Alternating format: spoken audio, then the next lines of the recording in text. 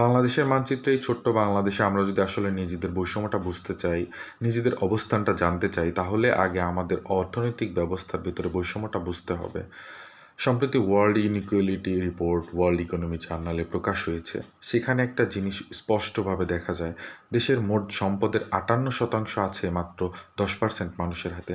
আর সবচেয়ে অবাক করার বিষয়টা কি জানেন? দেশের মোট সম্পদের প্রায় 25% মানে 1/4 আছে মাত্র 1% মানুষের কাছে। অন্যদিকে যারা স্ট্রাগল করে দিনমজুর, মোটামুটি দেশের অর্ধেক মানুষ, তারা মিলে সম্পদের মাত্র 4.7%-এর মতো ধরে রাখতে পারে। রেভিনিউয়ের দিক থেকেও এই একই চিত্র। দেখলে বোঝা যায় আমাদের টোটাল রেভিনিউতে সেই এলিট গোষ্ঠীরাই আধিপত্য। অর্থাৎ সম্পদের প্রায় 50% শেয়ার আছে মাত্র 19% মানুষের কাছে। তো স্বাভাবিকভাবেই অর্থনীতিতে যারা সুবিধাজনক অবস্থানে থাকে তারাই জাতীয় ও স্থানীয় রাজনীতি নিয়ন্ত্রণ করে। প্রশাসনেও থাকে তাদের ব্যাপক প্রভাব। ফলে এতদিন যারা ক্ষমতায় এসেছে বা আছে তারা আসলেই এই রাজনৈতিক বৈষম্যটা দূর করতে পারেনি। গত 54 বছরেও আমরা এই বৈষম্যের সমাধান কখনো পাইনি। 24-এর ছাত্র আন্দোলন, বৈষম্য বিরোধী আন্দোলন, এগুলোতেও বৈষম্য কমানোর কোনো স্পষ্ট রোডম্যাপ দেখা যায় না।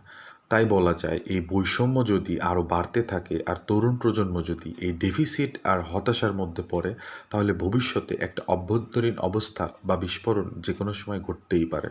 আসসালামু আলাইকুম।